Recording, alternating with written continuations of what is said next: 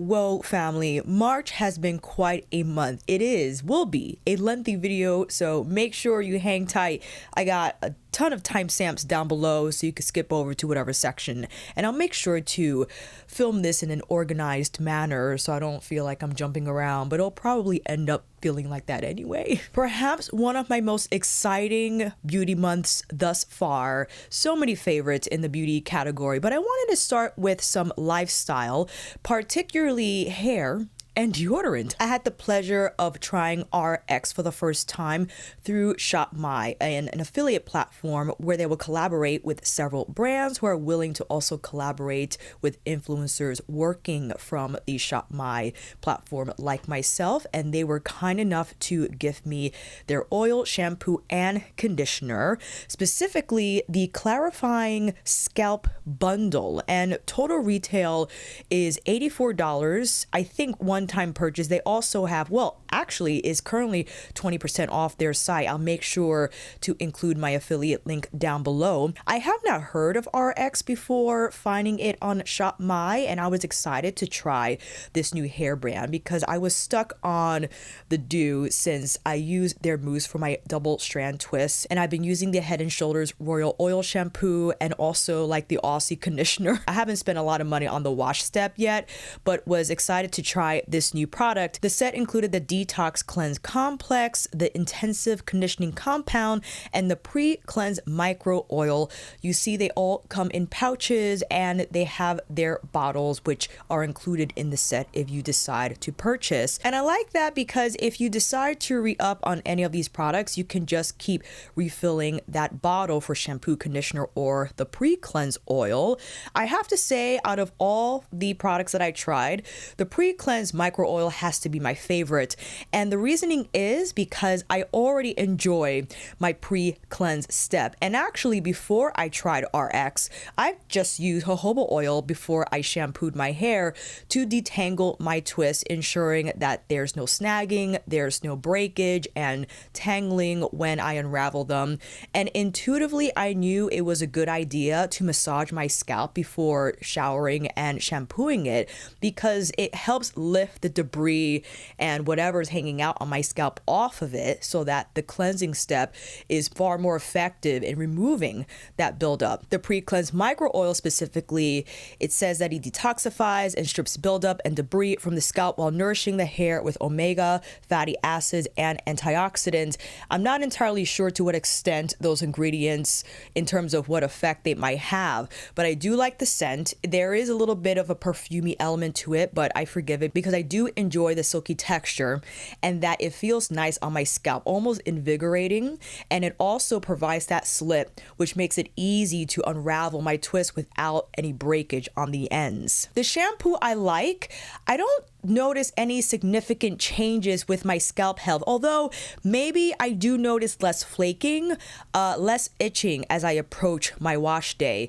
Recently, I've been doing every 3 to 4 days because my schedule has been funny and I didn't want to skip my 7th day and knock on the door of 8 or 9 because that's going a little too much for me. My scalp would not be happy with that time frame, but I do enjoy the shampoo. I believe it has AHAs and BHAs with the exfoliating benefit, and the conditioner is pretty cool. It detangles well, has nice slip. Surprisingly, however, my feedback for the bottles is that they're the same for both shampoo and conditioner, and the pump is quite shallow, which means I have to pump maybe 30 times to get the amount of conditioner I need for my entire head, for all of my hair, whereas like my Aussie pump is longer, so I could just pump 3 to 4 times to get enough conditioner in my palm. If I were to provide feedback to OURx, I would say keep the shampoo bottle the same, but make the conditioner pump larger, especially the spout to have it larger as well.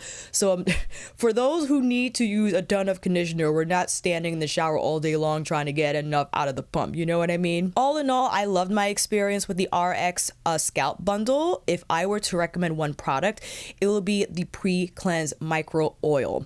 But if you are are on a budget, I would just use jojoba oil or whatever oil that you have available to you, just to help again get that debris off the scalp, and again to provide that slip for easy detangling and a far more seamless shampoo step, because you got the debris off your scalp and now your hair is not as tangled going into shampooing because of the agitation that naturally has to occur to get your scrub on. Your hair won't feel as tangled when you approach the second or third wash because you've already tackled that in your pre-cleanse oil step. So that's a great advantage. I probably would repurchase the micro oil. So because I already have the bottle, I'll just buy the pouch. And they do have a subscription service where you could save a little bit per purchase instead of the one-time price that's a little more expensive. So it says here that you can save 15% off if you choose to sign up for the subscription versus the one-time purchase.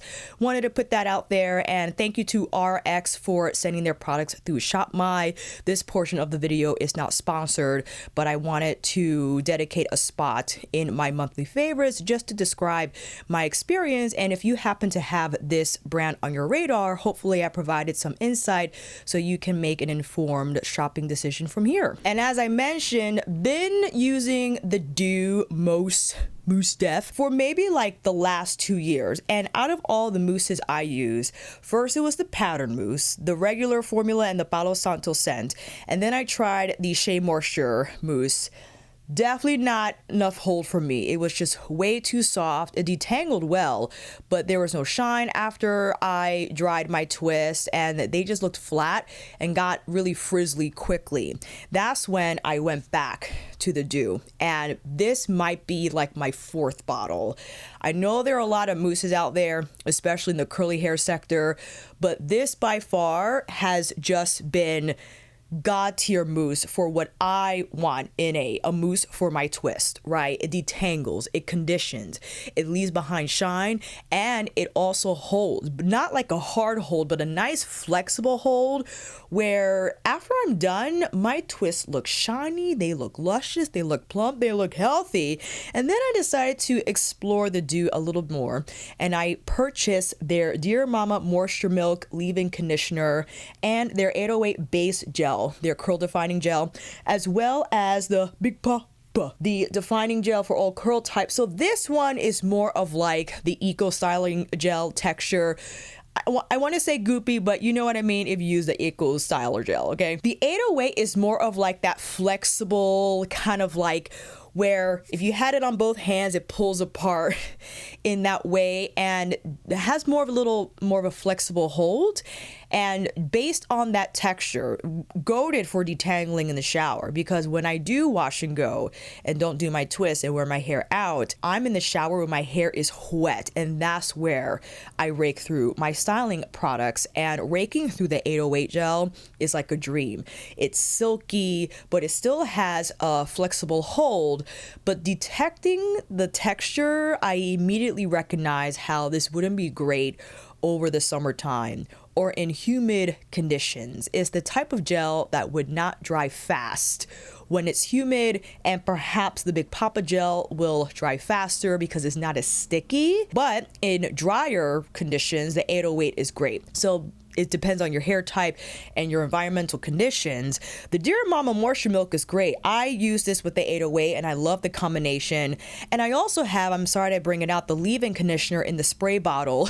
Unfortunately, it doesn't spray. It just kind of shoots out in one string. So what I do is I spray that in the shower, either that or the Dear Mama leave-in conditioner, and that has great slip. Or I'll use it as a refresher, so if I wanted to get these down or just have them appear smoother, I'll spray it directly in my hand, rub it, and then place it where I need to. So that is my hair update. I haven't made a hair purchase in quite some time, and I've just been so impressed by the Doux mousse that I decided to try their other styling products. And yes, I will wear my hair out more often. Sometimes it's more convenient for me to style it in that way, because it does take me like an hour and a half at most to style my double strand twist. And when I'm short on time, I'll wash my hair wear, but then I'll style it, wash and go, rake through the products real fast and let it air dry, and I'll wear like that for like 1 or 2 days. Okay, deodorant. I forgot under which video someone recommended that I try the Glossier deodorant. You would consider this to be a part of the so-called natural deodorant types, aluminum free. I don't know if this is baking soda free. I think it is. Anyway, the ones that don't have the aluminum, that are not clinically proven to stop sweating, right? It's just going to combat odor. I have all 4 scents, and the first scent I bought from Sephora was the red one. Specifically, it's called Glossier U. I don't know what the Glossier U smells like in the perfume, but in the deodorant, it's giving men's cologne a little bit. And out of the 3 scented deodorant sticks, the red one's by far the strongest. And when I used this for the first time, I was like smelling around. I'm like, who is that? I'm like, oh, that's me. And at the end of the day, it could get a little intense and something I don't want to smell on me all day, right? And for the other scents, before I get into it, this is the component, right? So as you saw, you can just buy the refill, and then you can buy, if you're buying the entire deodorant, you'll get, of course, the, what is this called? The case, and you pop it in this way. So that's great sustainability, right? If you're into that, it just clicks in, and the texture of the deodorant is quite smooth, right? So it goes on clear. It has a nice texture to it. It's a coconut oil base. So if you're not crazy about coconut oil, you might not like the Glossier deodorant. And this is the unscented. And even the unscented, it has just a remnant, like a trace of Glossier, like the base scent of all of their scents is the unscented. I just say that to say it's not completely unscented, but is far better. Like, I don't smell this throughout the day, and it helps to combat odor to the degree where it's better than the Thai, because I use the Thai deodorant spray, and I think that is an effective product. This is more direct and I think easier to apply. The problem is the Thai salt doesn't leave behind a residue. And to remove this deodorant, I actually apply like a makeup oil remover, because soap and water is not enough to break down the contents of this Glossier deodorant, because it's a coconut oil based formula. And because of that, I think you need something a little more aggressive to actually get it off your skin, so you don't just have deodorant build up day after day. Now on to the other scents. The green one, which is what the original comment suggested that I get. Sandstone Cypress initially smells fine, but then it starts to evolve more so herbaceous, almost like teetering on Vicks. And this is end of day, where your odor mixes with the deodorant scent, and that's what I get. It's okay, but not my favorite. It's definitely the more herbaceous out of the 3. And the last one, we have the Orange Blossom Neroli. If I were to pick my favorite out of the 3, it would be the Orange Blossom, the light pink. This has a more flowery scent to it, and it does smell like orange blossom. So if you're a fan of that smell, I think you will like the Orange Blossom from Glossier. But like the other 2, you will smell it on you all day. It's almost like you can smell your perfume on you. If that happens, that doesn't happen to me when I wear the Byredo. But when I apply this deodorant, and when I tried it with all 3 scents, I found that I still kind of smelled it on me. And the one that I could tolerate the best, and that I felt that was not so aggressive, was definitely the Orange Blossom. And I only wear that when I'm at Bay's house. I wear the unscented one when I'm by myself or when I'm at the gym or whatnot. So it does help to combat odor, where even though I start to sweat and everything starts to mix, it doesn't smell like onions. That was the challenge I was always faced with when trying these different natural deodorants. The smell was always the same at the end of the day. Onions. I don't know why. It smelled great when you first apply it, but when that sweat started to climb up through the pores and mix with the deodorant, I was like, what is happening? This, it doesn't smell like onions. It just kind of smells like me, but not bad. And if I feel like I have to reapply, I'll reapply the unscented, or if I want to smell like orange blossoms, then I'll apply the orange blossom. I would not recommend the red if you're sensitive to fragrance. I thought this was just way too strong. It just was so intense.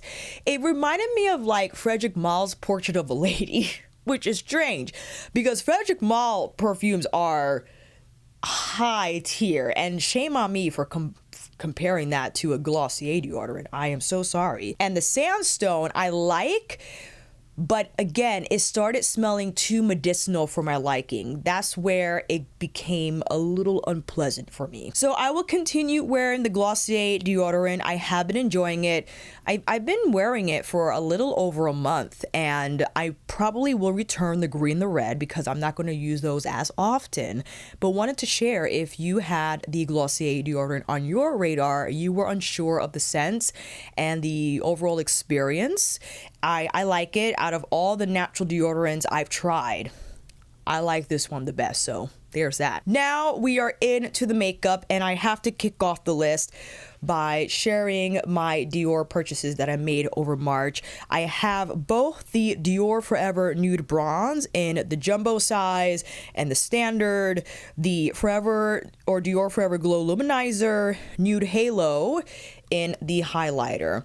And I have videos showing the swatches, the footage and whatnot. I actually have Nude Halo on top of MAC's Strobe Beam Light, the liquid blush light. I haven't purchased another shade of the Dior yet. I'm quite happy with Nude Halo. The bronzer in 04 Warm Matte is a unique shade for me. It almost looks like a contour shade because it's quite neutral. It almost has like a clay sensibility about it in regards to the undertone. And for the Deep Matte, the jumbo bronzer, definitely more red in undertone and has a lot more of a color payoff there, right? So if I wanted like that toasted look to the cheeks with bronzer, I would definitely plop this on with a softer, just more airy brush so I don't get so much color delivery on the cheeks. And I've been enjoying these products immensely. I have not yet purchased the Glow Maximizer shades in Flame and Copper. I probably won't, although I want to. I don't see myself using them enough to justify the purchase. I haven't even been using the shades that I own: Rosy, Bronze, and Peach, right? So that's why I've been holding back, and I am on the cusp of making a major Victoria Beckham beauty purchase. So that's why I'm kind of holding out, but I have been thoroughly enjoying the Dior bronzers and highlighters and will continue to use them throughout the season. Dolce Gabbana. I'll throw in the footage using the bronzer in 03 Medium when I showed the blush in Playful Rosewood in one of my Luxe videos. A few comments said, you have to get the bronzer, and I followed suit. I ran over to that Nordstrom counter so fast, and this is the bronzer that I have on now. It is unique in the undertone. It's more like a mustard, almost like a mustardy caramel brown, and the powder is just incredibly silky. It just is beautifully soft. You see how almost there's like a sheen left behind, and it just melts into the skin.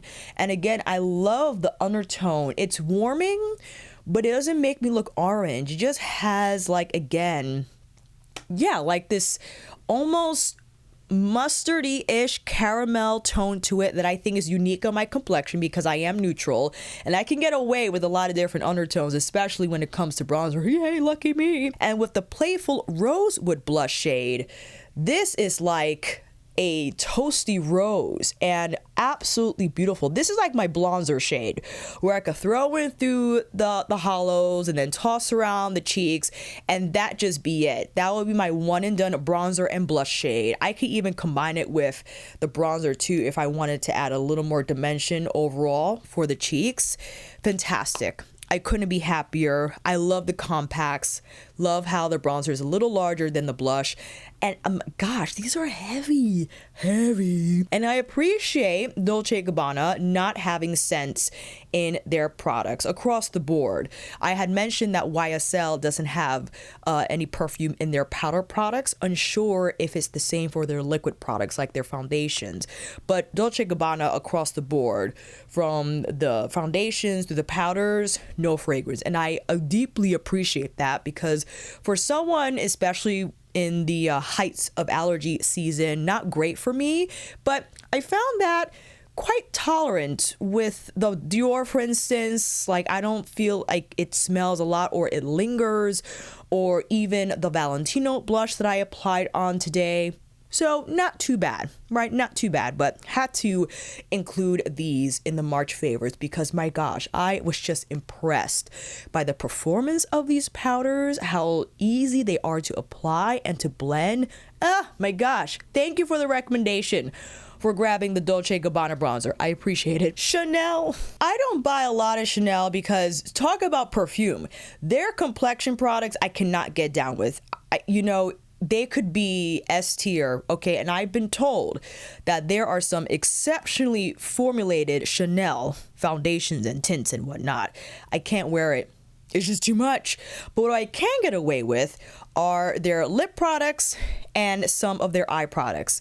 And the hero product from what I purchased this month has to be, without a doubt, this Cole in number, do I have a number? Yes, 58, Taupe Fume. First of all, mauve me to death. All right, this goes with so many types of mauves, violet, lilacs. It just finds itself in so many color stories, and it's a great base. And what I like to start off the look with, I could shade this out along the lash line, and because of the larger diameter pencil, is easy to create like that chunkier diffused wing on my lash line. I've been using this with the Givenchy eyeshadow palette. What else? I used it with the Tom Ford Honeymoon palette. And I used it also with the Tom Ford Face and Eye palette. No longer available is the Moonlit Violet. I have shorts up to see Taupe Fume in action, and it has just been exceptional. The other color I bought was 62 in the Mauve Chrome. Now, I could have left this at the Chanel counter. I could have. I don't use it as much, because it's more of like, with the Taupe Fume I could use as a base product, and that's why I've been including it in so many of my eye looks.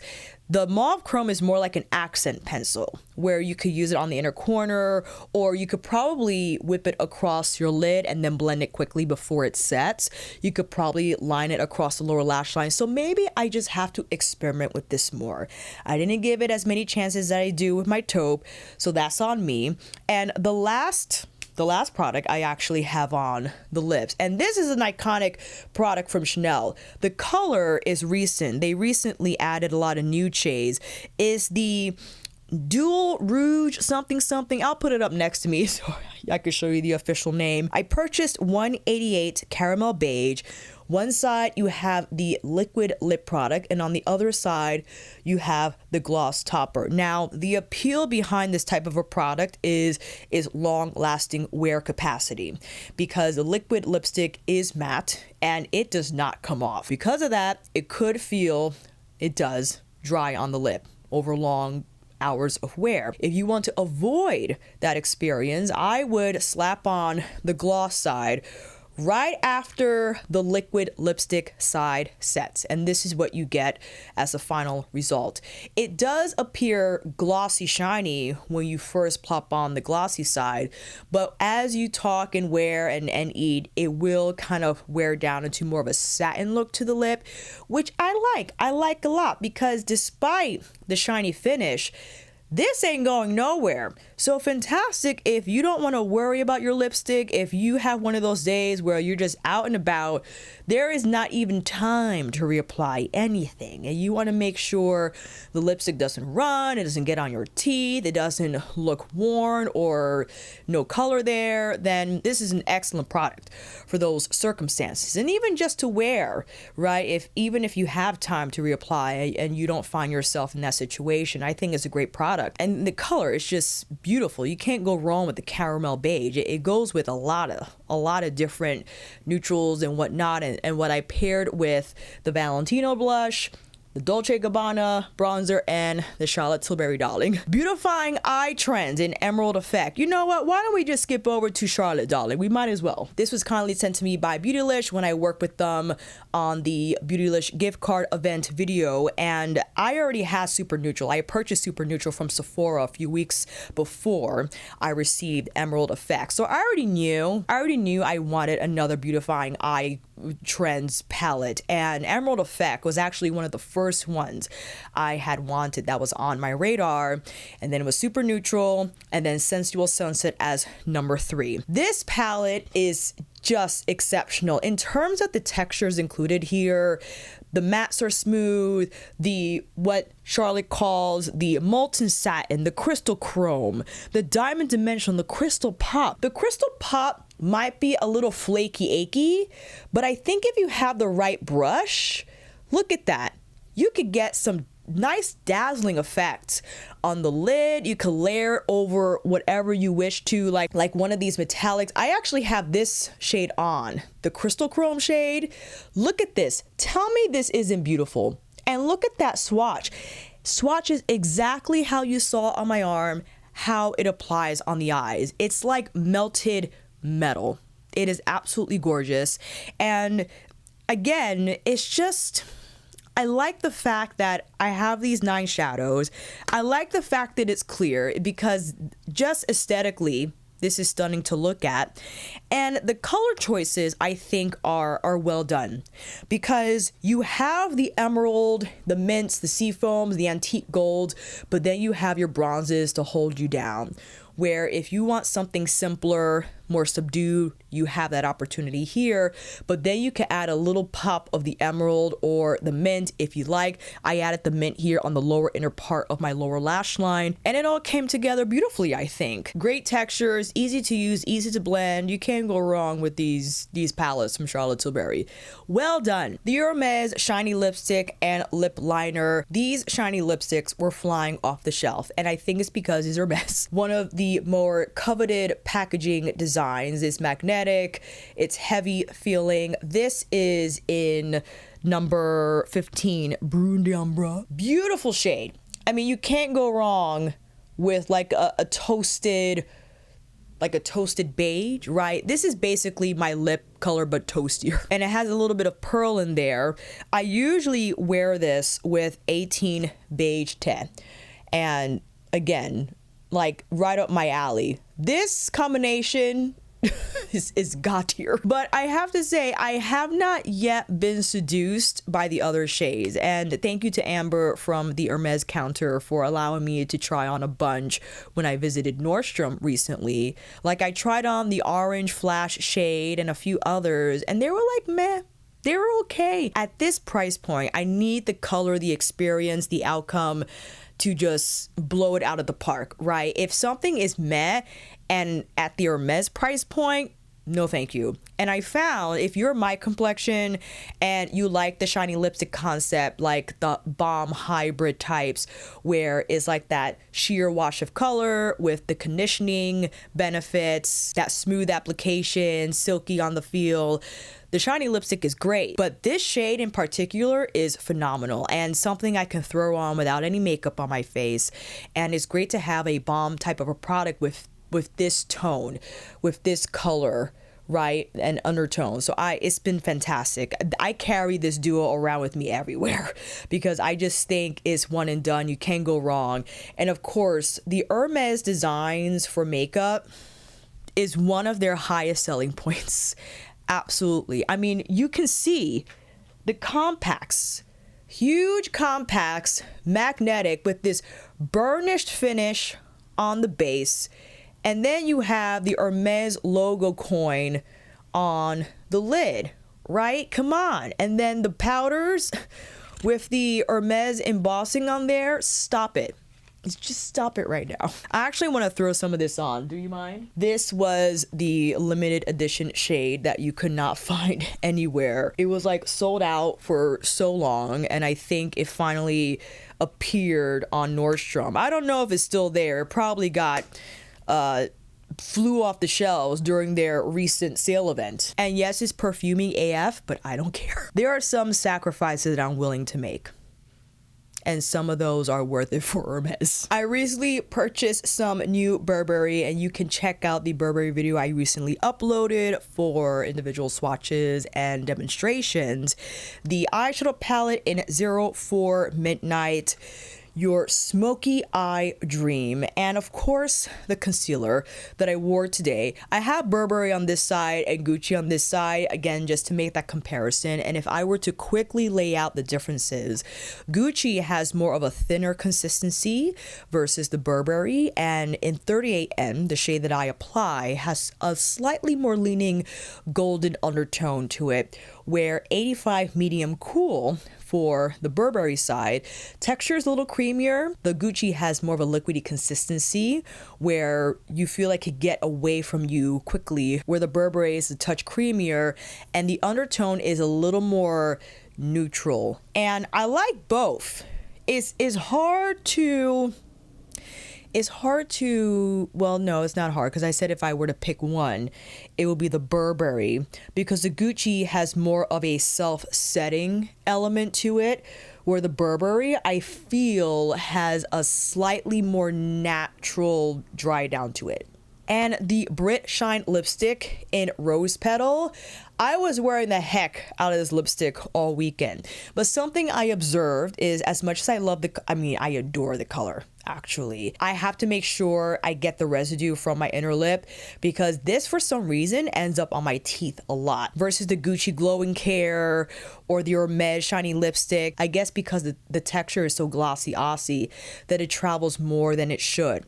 That's my only feedback about this Brit shiny lipstick, but nothing worth returning for. I mean, I'll deal with it. I'll just make sure I do the inner lip clean trick and keep wearing Rose Petal forever. Which leads me to speak about the LYS Speak Love Lip Plumping Glossy Lip Balm sent to me through, again, Shop My. So thank you to LYS for sending me this in PR. I have the shade Truthful. Yes, it's their nude shade, and it kind of reminds me of the Burberry, except this has those plumping properties that kind of makes you feel like your lips are bee stung, like my arm feels like it's tingling. The thing that I don't like about this formula is that it's soft, and so soft that I need to dab on, because I feel if I slide on, it just kind of feels smushy against the lip. The color is great, as you can see. Like, this is my lip color, but rosier, and I think that's great for every day. I just think the application experience is not as smooth for me, and I prefer my lip products to not have any lip plumping ingredients or benefits. I just want it for the shine and the color. I don't need the bee stung look for my lips. So that's what I would say about this product, and probably why I haven't been wearing it often. Although it is a fine color to just keep in my bag, where if I want something on my lip, I can throw this on. But it's not the lip balm hybrid product that I will reach for first.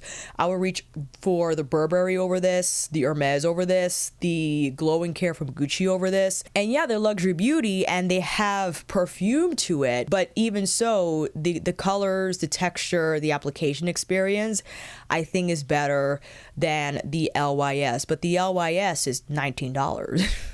Whereas your Hermès is like, what, 60? I forgot. And the Burberry was in the high 30s, the Gucci in the high 30s as well. So again, LYS is a great product, and I'm happy and grateful for the opportunity to try this in PR.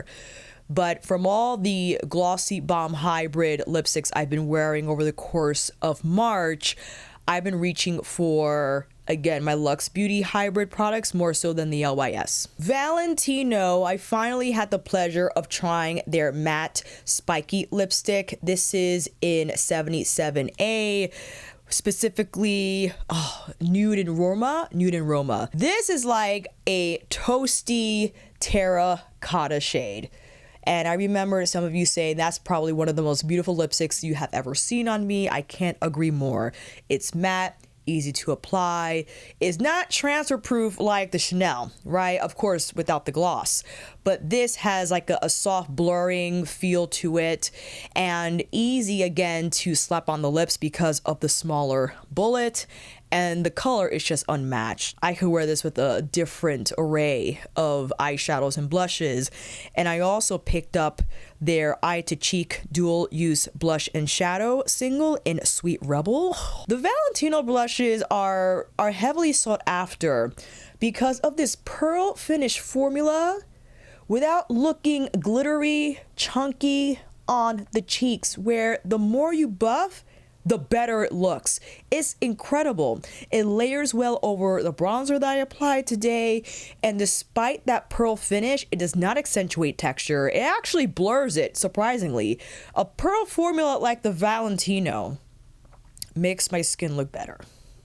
Figure that one out for yourself. I also have Roman Sky, but the Sweet Rebel shade just, it's exceptional.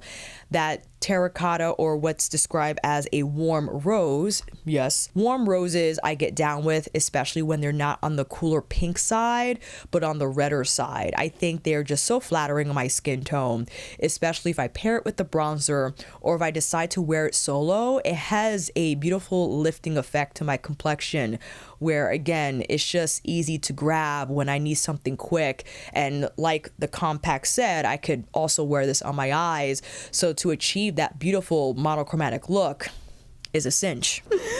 Givenchy, perhaps one of the best foundations I have ever tried in my entire life. And that's saying a lot, okay? Because I'm picky. I am picky. But the qualities of this foundation that warrant that praise is mostly the color match. 4.5N on me had to be one of the best matching foundations I've ever applied, because it's neutral, but it's also a little golden. So it doesn't make me look flat. And it could also be worn through different seasons, because I have more neutral leaning foundations like the Prada MN60. I also tried the Burberry foundation, and I have a sample of it in 80 medium cool. And I could really get away with those in the fall, winter. And I insist on still using my Prada because I love the texture, so I mix it with a lot of my other foundations like the Givenchy. But the Glow Serum foundation formula I could wear at any time with anything. It's medium coverage, but it has this creamy velvet consistency that dries down to like a natural finish. On me, it's almost like natural soft matte. It has a blurring effect on the skin. It is evening in tone. It is exceptional. It virtually gives me a new face. And yes, it has perfume, but like the Hermès, I don't care. I'll sacrifice whatever I need to get this foundation on my skin. And of course, these are not new products, but the loose blushes, stop it right now. I had to get Organza CN number 4. The first one I purchased was number 6. It's like the brick red. And then this one is more like a brown beige type of a gig. It is just beautiful. And I have the coral one in my Sephora basket as we speak. I'm back and forth about it because I'm like, do I really need another one of these blush singles? Perhaps. I'm trying to be reasonable, but I gotta say, this loose blush, what I find makes these blushes exceptional is, yes, the 4 different colors you have in one jar, and that naturally adds dimension to your cheeks. It almost is like whatever your skin tone is, because of the different color powders in here, it enhances that skin tone.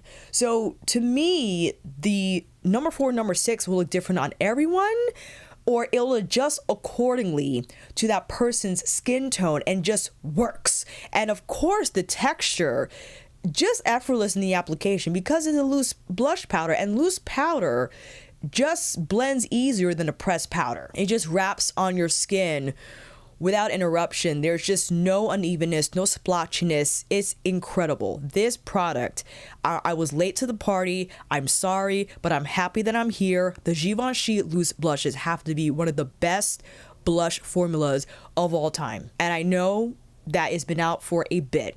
And based on the reviews you see on Sephora, based on the reputation Givenchy has with their loose blush products, not only the blush, but their facial loose powders too. I mean, I'm in. Sign me up. I'm a member. I'm subscribed. Thank you so much for having me. Lisa has been having a lot of fun, and many of you had said that Betty is just beautiful, and I can't agree more. This is a limited release, only can be purchased from Lisa's site. And I think what makes Betty just phenomenal is, yes, the inspiration, because we love Betty, her cat that looks like this palette. That was the whole point, right, of the color story, is that these shades, come on, you know what I mean? The one and done ability is exceptional, where I can just, especially this shade, this is one of my favorites. Look at the glossy, it looks wet and easy to hit myself, whip on the lid and kind of touch up the edges so they appear blurred. I can't get enough. I have to use it more often. I didn't put it on for this video because I really wanted to lean in the antique golds and the bronzes of all things, but next time we have to do another video using Betty. I also bought the Kitten Lash mascara in burnt umber, which is like a reddish brown tone to the mascara.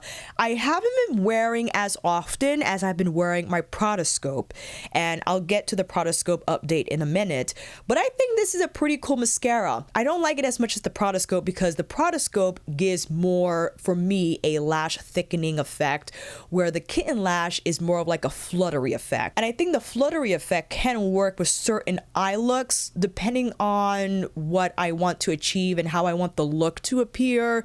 Then I can see where the Kitten Lash mascara can take on that role. And I've been using this throughout March, and I like what I created using the Kitten Lash, but I just love my Pradascope so much that it's hard for me to let go. However, I do enjoy the color. I think it is unique, and maybe something worth thinking about for me is that I can wear this solo and see how, like, what effect that will have on a more minimalist eye look. I could also try to wear this with just like a wing liner and no shadow. So there are more experiments and ideas I have on deck so that I could fully take advantage to capitalize on Kitten Lash, specifically in burnt umber. And I finally purchased the Rouge Experience lipstick, also from Lisa Eldridge.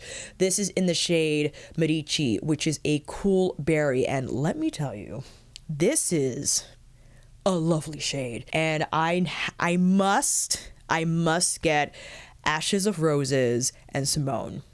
Like, that's it. I know I love them. I just, it sucks that you cannot, or you're not eligible for the refill discounts. You only get the discounts if you buy the case with the lipstick with other refills in one purchase. But if you go back and buy refills, you can't get the discount. Man, if I knew that, I would have just spent more and got the refills then, but the more you know, it's fine. Speaking of Prada, I've been using the heck out of this Prada mascara. Oh my gosh. And I have a dedicated video if you want to see close-ups, 1 coats, 2 coats, 3 coats, the texture, the chunkiness, all that, because I do agree, because someone had said there's a learning curve to this mascara, and that's probably largely due to how the spoolie is designed. It's not a traditionally designed spoolie. You can see it's like a half brush type of a gig. But that's kind of what I love about this mascara, that it's thick and it gives me just that, it's like a fluttery, chunky look at the same time. Because I like fluttery, but I need the thickness to be present, and that's what the Pradascope gives me, and it is black. It is a black mascara, and now I'm being greedy, and I want to see this formula in different colors. Like, I want to see Prada Beauty develop a brown mascara. And I don't know if I want them to go more neutral brown or like red brown as seen in Burnt Umber from Lisa. That's a good question. I don't know what will work best. Maybe, I think if they did, because YSL has the color mascaras too, but I think that's more so like a neutral brown. I think Pradascope should develop like almost like a black coffee brown, like black coffee from Pat McGrath Labs. That would be pretty. Oh, they have to do it. They must. And the Pradaliners, I have Ember number 4 along the lash line, and I was sad to see that is sold out on Sephora. All the others are available though. I used wood, I used mahogany. Glycine is the lavender, and looking back, I probably could have left that at the counter like I could with the Chanel liner, because I like its potential to wear it as a highlighting effect, but I found that I don't wear liners like that. I primarily wear them in this fashion, like the winged out fashion, blown out wing, chunky wings. It's rare that I would use a pastel colored liner for highlighting on the inner corner or for graphic effects on the eyes. It's okay though, I'll figure it out. Maybe I could wear it on the waterline and whatnot, but these right here, oh, and the other day I wore wood, and that was on me all day. It did not budge, it did not fade. The Prada liners are good. Now, I don't know if they're as good as the Victoria Beckham Beauty highliners, and I was told that the VBB liners are exceptional. If there is one product that best represents her brand and the caliber of her makeup, is the gosh darn Kajal liners, which I have 6 in my basket at the moment. So that will be a great showdown to film and to discover, but I have to give it up to the Prada liners. And the entire Prada Beauty makeup line in general has just been banger after banger. Recently, their Halo Dimension eyeshadow palettes, oh, those are just stunning. And with the liners, with the mascara, it's just too much to take. I don't know what they're going to release next. I'm holding my breath because I just can't, my wallet cannot take it. And yes, I did mention the MAC Strobe Beam Liquid Blush products. I have in both Unsweetened and Starlight. Starlight I actually applied here before I plopped on the Dior highlighter, and I have demo footage I think in my second Luxe video. I have everything in the playlist down for you in the description box, but I think these are a solid product. I like them a lot. I thought they applied evenly and smoothly.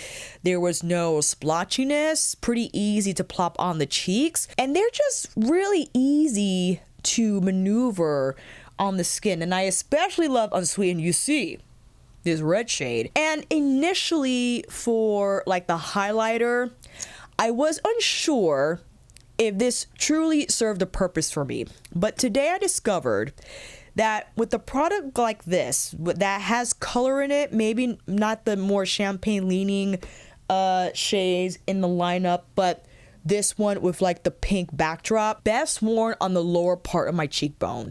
So if I were to divide it, this is where I would plop on like the shiniest type of a highlight, right? And then here, the juncture between cheek and cheekbone is where I like to plop on the Beam Liquid, because it's not so pearly and in your face, and it doesn't accentuate texture. It actually smooths it out a little bit, and it combines both my blush and highlight in a way that makes it look cohesive and smooth, and sets up powder highlights well, where now this part of my cheekbone is creamier. There's a little zhuzh to it, so when I apply a powder, it doesn't look as dry, and it will appear more even because, again, it has something to land on.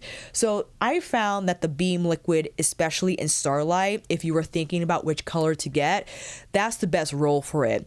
It kind of pulls everything together, especially if you like wearing highlight lower on your cheeks, but there's texture there. It gets accentuated, especially with the powder. The Beam Liquid is lovely. And also, if you want something a little more low-key than the Glow Maximizer, I would say the Glow Maximizer has a little more color payoff than the Well, I would say the MAC Strobe line has more of like a dedicated, has more dedicated blush shades versus the highlight shades. You could argue the same for the Dior Glow Maximizer, but for the Dior Glow Maximizer, I feel the more color rich shades are still blush light in quality. Whereas in the Strobe lineup, like, you don't have a shade like this in the Glow Maximizer. You could argue maybe Flame or Copper, but I would still consider those to be more blush lights in finish and in presentation. So the Glow Maximizer definitely, I think, has more pearl in there, has more this. Maybe I have to do a showdown to truly see the difference. But I do appreciate just more of the subdued finish for the Beam liquid. It's nice. It's a nice product.